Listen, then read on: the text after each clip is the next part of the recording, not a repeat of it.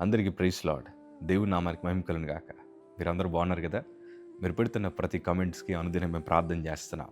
దేవుడు ఉన్నతమైన కార్యాలు, ఉన్నతమైన అద్భుత సాక్ష్యాలు మీ అందరి జీవితాల్లో ప్రభు అనుగ్రహించుదురుగాక.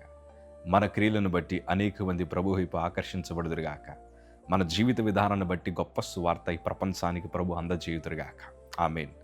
ఈరోజు ఒక ప్రశ్న మిమ్మల్ని అడుగుతానే, మీ ద్వారా మీ కుటుంబాలు ప్రభావితం చెందగలిగాయా? మీ క్రియల ద్వారా దేవుని నామం మహింపరచబడిందా?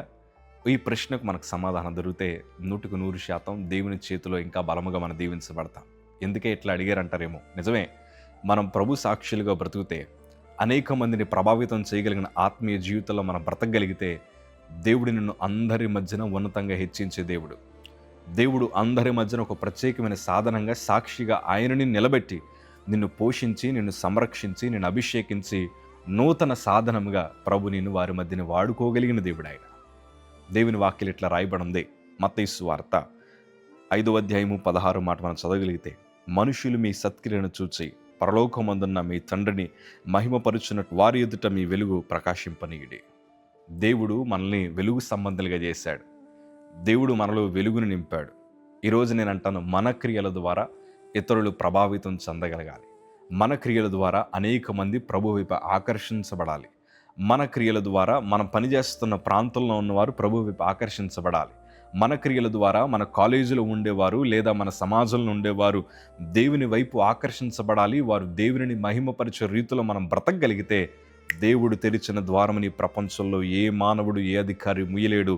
అంత ఉన్నతంగా ప్రభుని నిలబెడతాడు. నిజమే, ఈరోజు మనుషులు మన కోసం సాక్ష్యం చెప్పాలి. అయ్యో, ప్రపంచమంతా ఒక ఎత్తు అయితే వారి ప్రవక్తన వేరయ్యా. దేవుని బిడలుగా ఉన్నారు, వారి సినిమాల జోలికి వెళ్ళరు, సీరియళ్ళు చూడరు.